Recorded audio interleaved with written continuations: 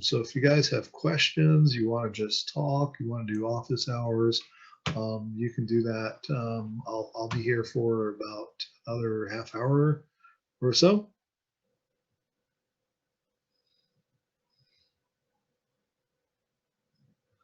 Yes, the book will help you with coding, and I'll walk through some of this stuff.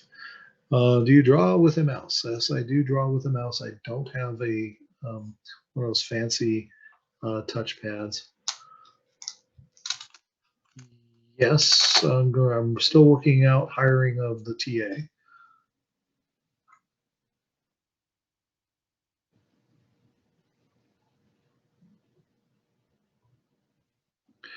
You don't need an SSH key for the projects. You can do it without it. It helps if you're on campus and you have the campus VPN. You can use a SSH key that way,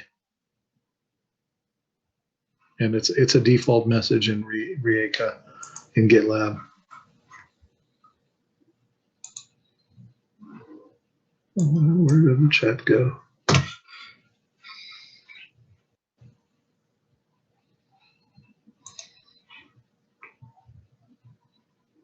Yes.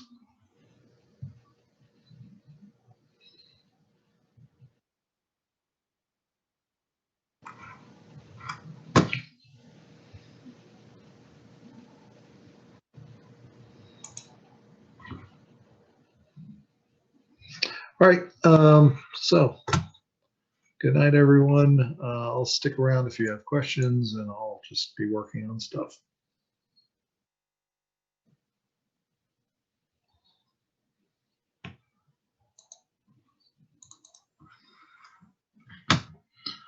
So let's see. What do we have to do for this assignment? So I'm going to start up Unity Hub.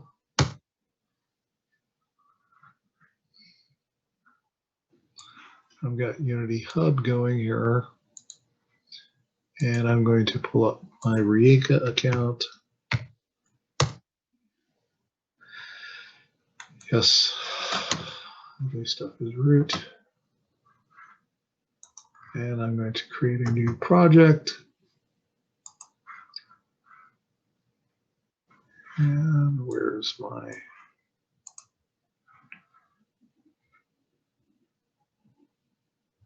preamble here?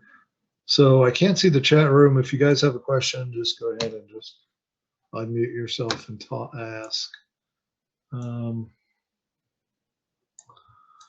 So I'm going to create my project, and it's going to be called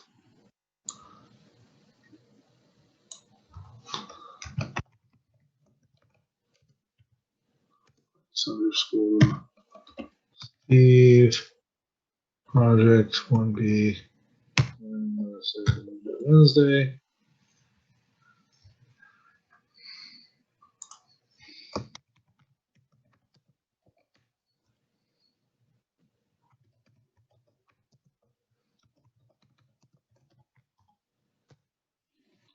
So that do not initialize with a repository because I want to make a merge conflict. Okay. Crazy, crazy project. Okay, here we go. This is my project. This is my repository.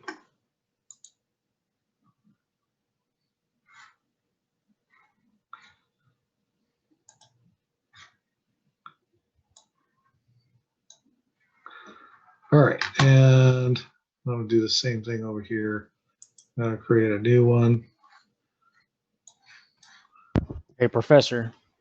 Yo. I noticed you put Monday, Wednesday. Is that just for you to keep track, or is that for all That's of us? just for me to keep track because I'm going to do the same thing for the Tuesday, Thursday class. And then while I'm lecturing, someone will ask me, how do you do this? How do you do that? And I usually start writing custom code, and I want to make sure that it's all the right class. Totally. Gotcha. Thank you.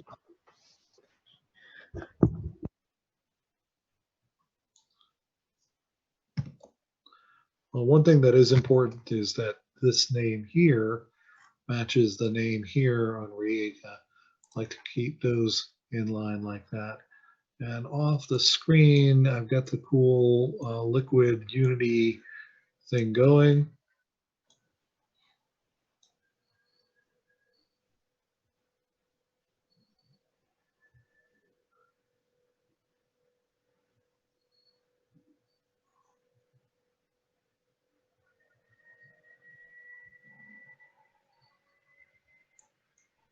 And you can hear the jet engine starting to take off on my laptop.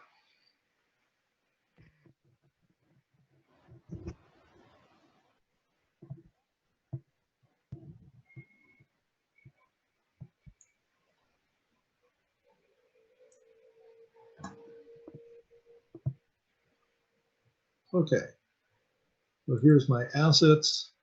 I'm going to show in folder and bring up a folder. And then I'm going to, first thing I'm going to do, I'm going to say git bash here, which opens up a git bash window. And I'm going to type the magic command git init, which will initialize the project repository. I didn't put the git ignore file inside of there, but I'm going to get a I'm going to search Google for GitHub git ignore, and there's our collection of stuff. Here's the GitLab stuff. For every git ignore file in the world, I'm going to scroll down to the Unity one, and I'm going to take the Unity git ignore from 4 months ago. That's pretty good. And I should be able to view this raw and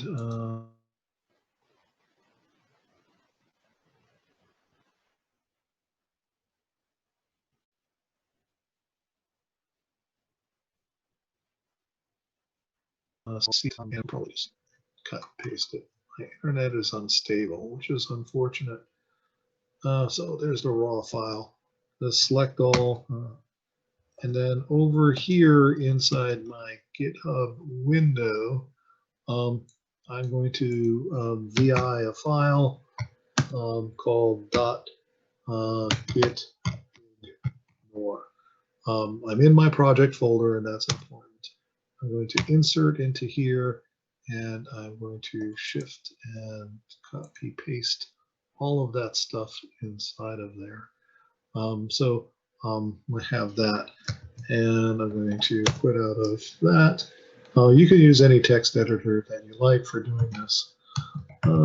So there's the git and the git ignore file. And so I have that guy going as well.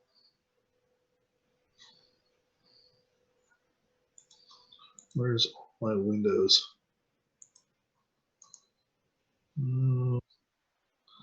I'm still sharing my screen, right? Yeah, we see it. Okay, good. Am I? All right. Okay. So now back to the little Git window. Now you can type git status, and it will have a bunch of files under version control. I know they're under version control because they're red and they're in there. So it says that I'm on the master branch, and in a month they're going to change that over to something more politically correct. They'll say on branch main, which is fine. There's no commits yet, and there's untracked files.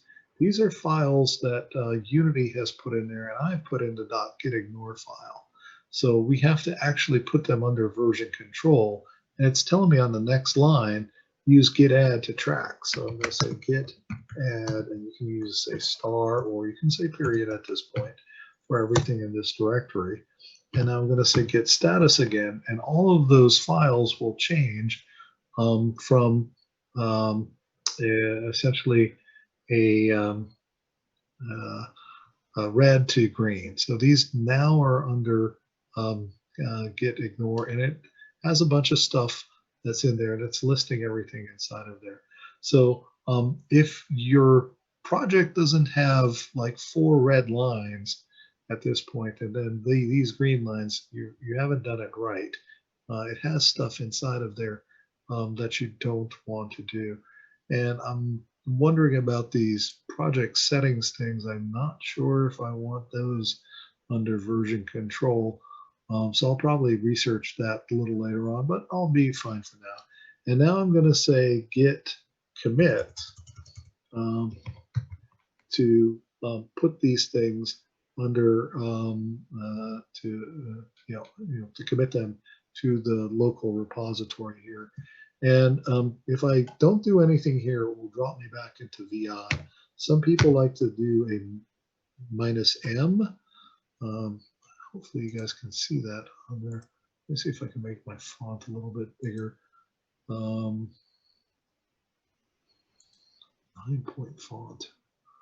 Let's go like, geez, that's big, but yeah, that should work. Is that easier to see? Much easier. Okay. All right. So I'm going to type git commit -M, and then I'm going to give it a string. I'm going to say init commit project to start things off. Now your commit messages should be something meaningful and stuff. And so it's gone through and it says, okay, I've done the initial commit. It's added 23 files, 100 or 1,829 insertions.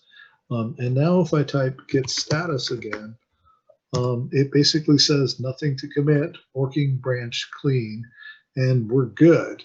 But what we haven't done is we haven't hooked things up with Rieka. If I go look at my Rieka account, I have these things inside of here, and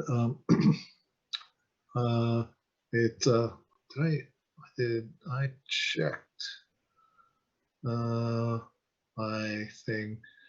Let me go look at my blank project just to go.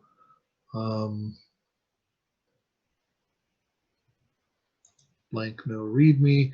And the reason why I had you do the previous assignment is so that you'll have a place that tells you how to hook up your Rieka account to your laptop or your local computer. So you're going to want to do everything in the first box here, and then one of these 3 boxes below it, depending on your situation. So we have an existing folder, so we fall into this category over here. So let me go say git config, and I'm just cutting and pasting in the window here. So shift insert paste, and I'm off the window. So that was that. And then I'm going to grab the next one. And this basically sets up my account. So it's shift insert.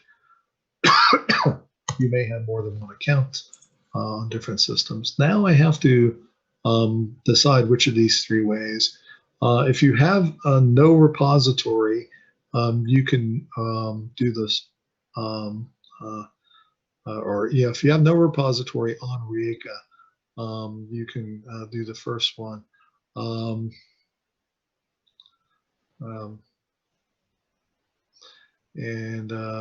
But we have one already, so we're going to do the second one. We've already gone into the folder, and I've already done the git ignit. So now I have to do this git remote add Rieka blank demo.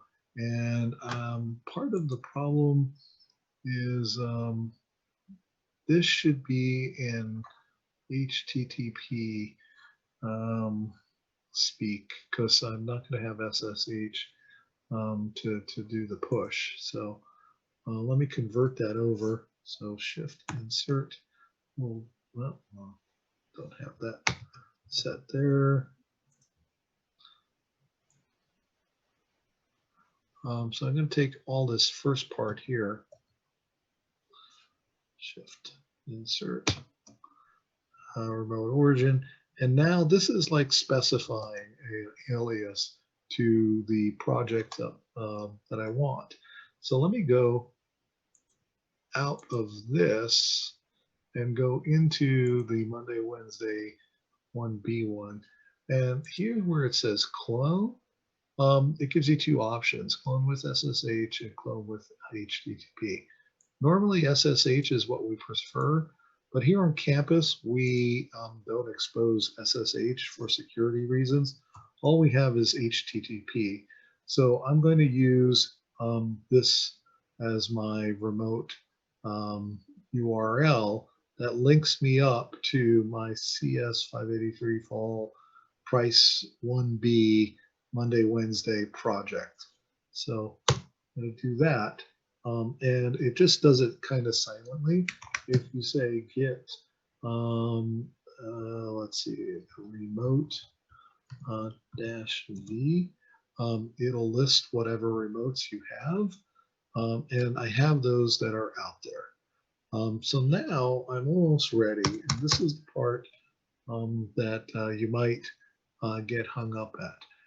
If I start to say git and then push, right, it's going to know where I'm going to push to.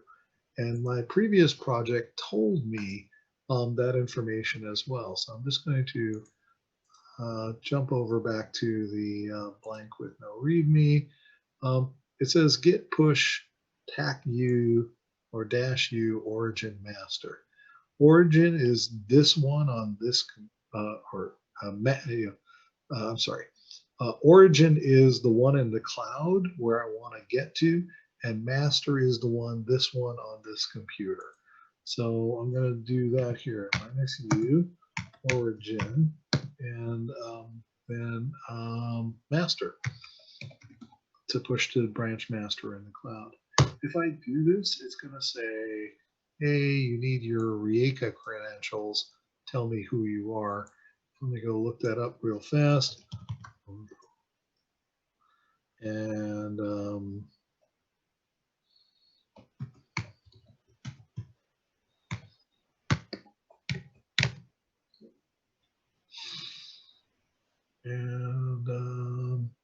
boom, I got the password correct.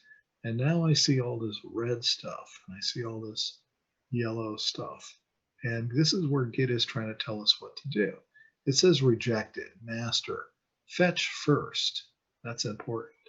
And the error is failed to push some references to your Rieka account. Updates were rejected because the remote contains work that you do not have locally. This is usually caused by another repository pushing the same reference. You may want to first integrate your remote changes, e.g. git pull, before pushing again. And see the note about fast forwards in the help for details. So Git, this is where Git is what I call a very evil program. It does exactly what we ask for it to do. So it, and it tries to tell us when we're doing something stupid. And that's what's going on here. So deciphering this error message is Git wants me to fetch first. That's what this line here is saying. And the reason being is if you look on my file system right here, ls-la, to see everything, you see that I have a git ignore file, and that's okay, assets, library, logs, pen. But if you go and you look at my project in the repository under files, all I have is a readme.md file. I do not have this file on my local computer. It's only up in the Rieka cloud. And so when I go to push it, it says, hey, listen, there should be a README in your stuff that you're giving me, and I don't see it in the stuff you're giving me. So that's a merge conflict. You better fix this first. So what it's telling you is, hey, you need to pull what's on the cloud first. And the way you do that is very simply with the git pull command. So that's the way you resolve that. And once again, it's asking me for my username password.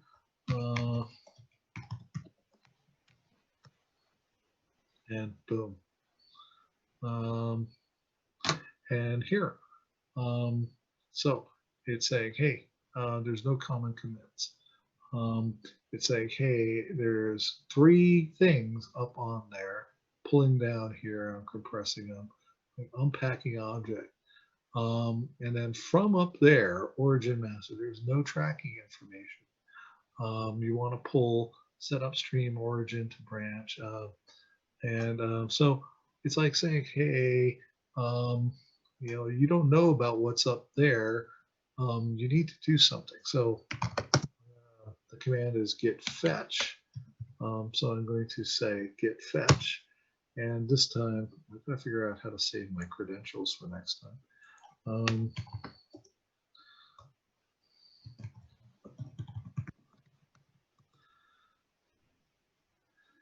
And I'm going to now try to git pull. And it's still going to fail at this point. So what's the difference between a fetch and a pull? A pull gets just the code, and a fetch gets all of the metadata that's going on in there. And so it's trying to tell me, hey, set the upstream information. So let me do that. I'm just going to copy paste this stuff. Origin master, and that's and so now it's asking me once again.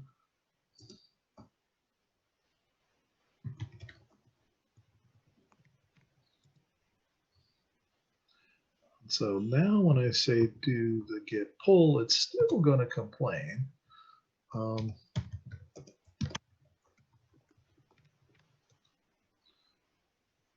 Unrelated histories. So what this is telling me, and if you do a git pull tac help, you'll get like this big long stuff about how to do this. And eventually, if you read all of this, you'll say, hey, there's these fast forwards. There was something about that in one of the messages. No verify. And then there's this tac R and this rebase stuff. If you read this, this is what you want to do. So I'm going to do a git pull tac rebase. And I'll let you guys read up on that. But essentially, what this is doing is this is saying, hey, I know there's changes out there, and there's changes that I have. And what I want you to do is I want you to go out and grab everything that's in the cloud. I want you to bring it down, and I want you to put it in a temporary location. And then I want you to take everything that I did and grab that. And in time, what I want you to do is I want you to commit the stuff that's on the cloud first, and then commit my changes after that, rebase it onto it, and fix the two so that I have it in there. And the net results is it goes out to the cloud, it gets the changes that your friend made or somebody else made, and it brings it down in here. So if you now look on your file system, you see that there's no changes to be made, and I have my readme.temp or my readme.md file on the system here. I got that from up there, and it knew that those changes came first because I rebased it. So that's the way to fix the rebase that's on there. So now the changes are local and they're down here. How do I get them up? Well, now I still do that git push. So if I go back in my history, push origin master, it's asking me for my credentials.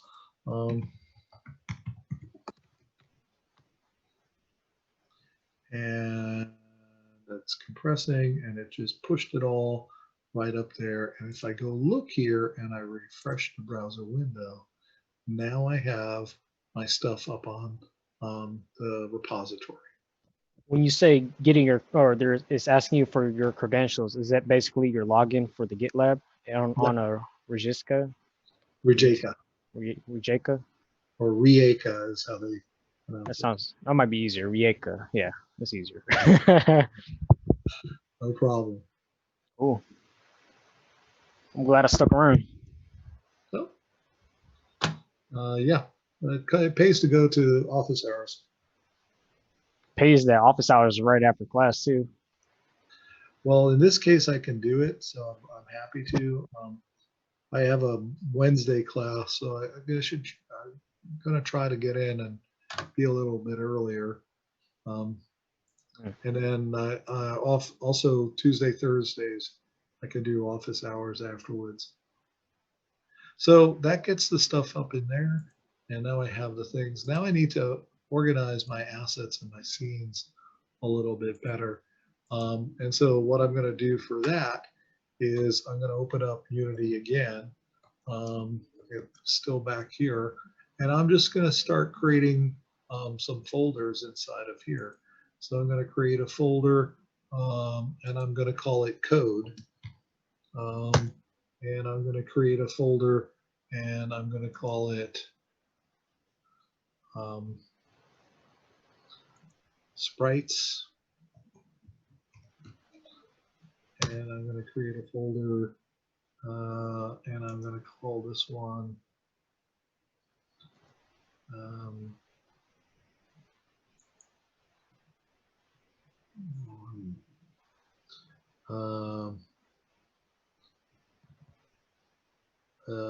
media. And inside of media, and I'm going to create a folder called resources.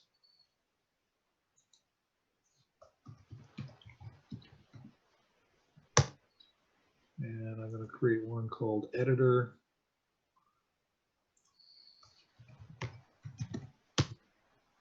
And I'm going to go through basically the same loop over here. Get status will tell me that, hey, I have untracked files. Get add all of them. We'll put it in there.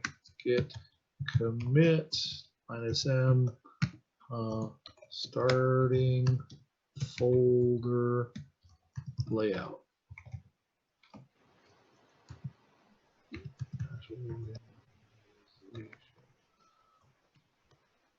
And get status will tell me that, hey, use git push to publish.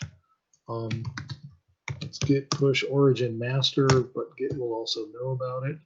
Let me see if I can bring this window up. That's the little credential manager that I got.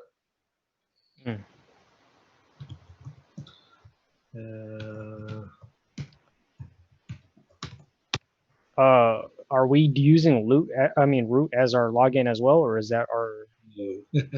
No. Okay. That's my privileged login to Reek. I should be using my unprivileged account. Gotcha. But you would use whatever is up in like this part of the URL. So that's your Eureka username. Okay. And remember, once again, all of this stuff is in here.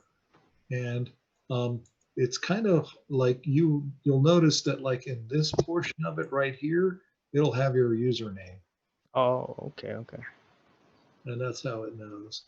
And if you had HTTP selected on this, it would have the correct URL over here for it. And the way that I figured out what my URL is I went to the file and I looked under clone and I just copied what is in the clone with HTTPS section. And this has got the URL that tells it where to go to get my stuff. So that's the server name here. Here's the username, and then there's the project name .git. Cool. All right. Any other questions? That's not yet. I'm sure some will pop up though. Yeah, so this is a good start on it. And now if I look at my, did I commit? I pushed, I think I did. So now if I look at my project folder, I go into assets and I refresh all of this. Did I push yet? Yes. Yeah, I did push. So look at that. I can see my files, and this is disturbing.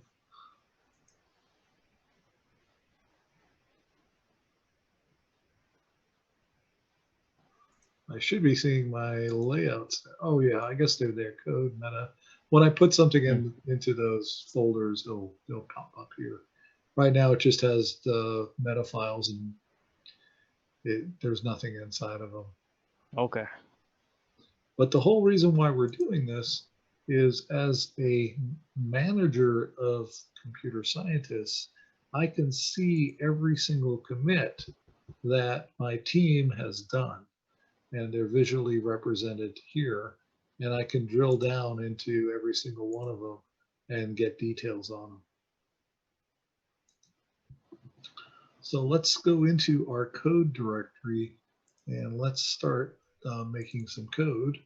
So inside of here, I'm going to create a C# script, and I'm going to call it game loop example. And I'm not going to give it anything. It should automatically know what to do with the file extension. Creates a .cs folder, and there it is inside of there. If I double click on it, it will launch the Visual Studio that I've got set up. And so this will come up in just a second. And what I'm going to do is I'm going to go to that slide in the PowerPoint that I have that had that code that I wanted to demonstrate to you guys. This code right here. And I'm just going to copy these things in here. And I'm going to go into here, and I'm going to cut and paste it over there like that. And I already have one start in there. So I'm just going to get rid of the start, and I have an update functionality. That's why there's a red. So here we go. I have these guys inside of here. And I'm going to save them. I just hit Control S to save it. And if I come over to Unity, it now has updated what my code is inside of there. So now I need to put this someplace. So I'm going to create an empty game object inside of here. And I'm just going to call it game loop demo.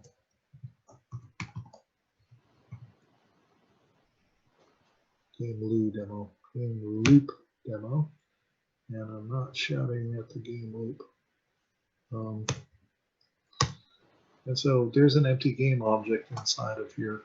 And I'm going to assign this script to that game loop demo by dragging it either from there onto here or just dragging it into the inspector over here. So now my script is on there, and I've got some sort of error. Hyperspace and the file expected.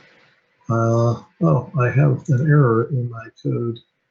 Okay, we got an extra parentheses. All right. So let me clear that out. I've just saved it in the Visual Studio. Now it's good to go. So now what I'm going to do is I'm going to run this, and I'm going to look inside of the console window. I'll make it bigger so you guys can see what's going on. And I'm going to unclick that. So when I press the play button, it's going to start my sample scene, and it's going to go through, and it's going to run whatever's there. So now I'm in editor mode, and let me just pause it. And I want to make sure that the scene window and all this is set. So let me put the game scene off over here. Yeah. Oh, this is frustrating. Oh, I'm sorry. I have maximize on play set. So under my game, let's put this back up here. Unclick maximize on play. So now I can see what's happening inside of here.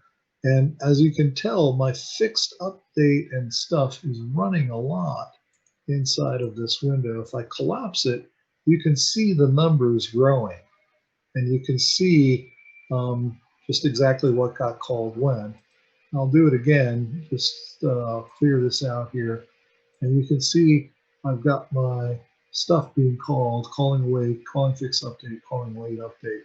And those are the things that are being called inside of here. And I don't have debug and awake because I took the wrong set of codes. Let me fix that real fast.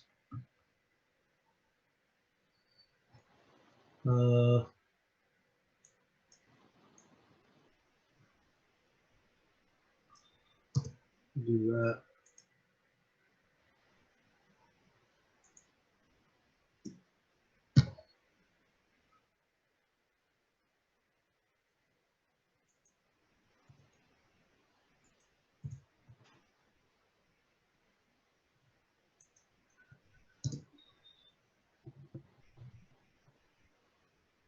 World's ugliest formatting. And so now if I replay that, you can see all 5 of the functions get called. Awake gets called once, start gets called once, and then calling fix subject, update, and late update, is just skyrocketing inside of there. And then, yeah, you can see that. I have a quick question. So underneath your inspector tab on the right side, I saw that you manually inputted game loop demo in that bar. What is that This right here? on the right side of no on yeah, the right panel Uh, underneath inspector. right. Okay. Yes, yes. So, all right. So we'll talk more about this during lecture.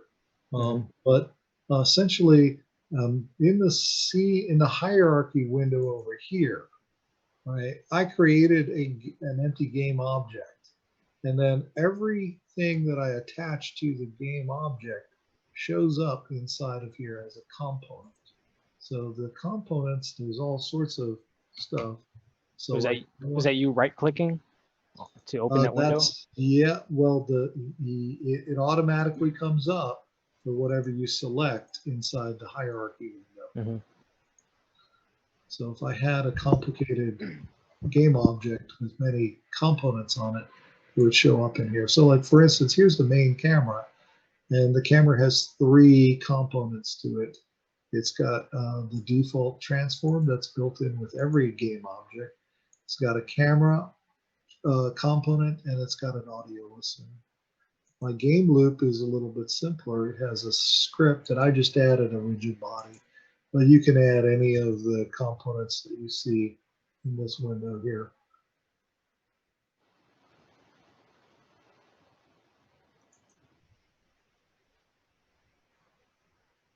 A lot of stuff inside of there.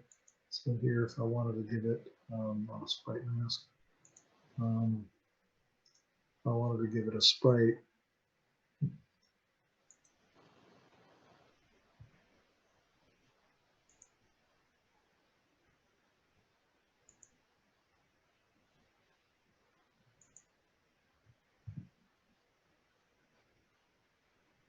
I could give it a sprite renderer right there.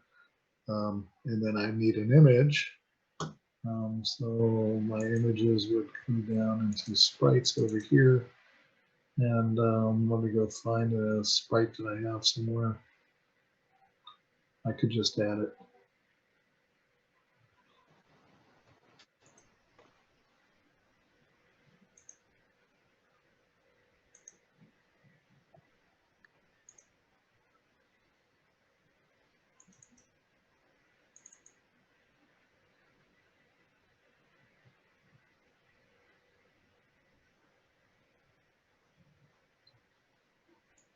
one has no specs.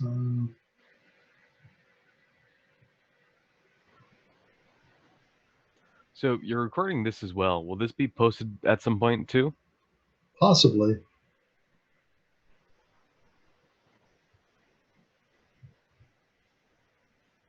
This is like the bonus stuff.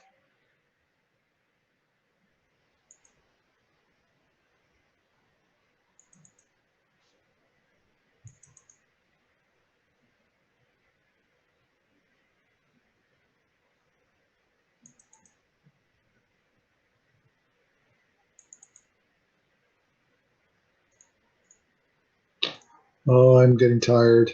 I think I'll just end here. All right. I appreciate it, Professor. Learned a lot. Good. All right. Have a good night, Professor. All right. Good night, everybody. Unless you have any more questions. Yeah, definitely not yet. Got a lot too. I wrote down basically everything that you went through. Now I just got to try to follow it myself. Yep. Yep. All right then, Professor. Okay. Good night.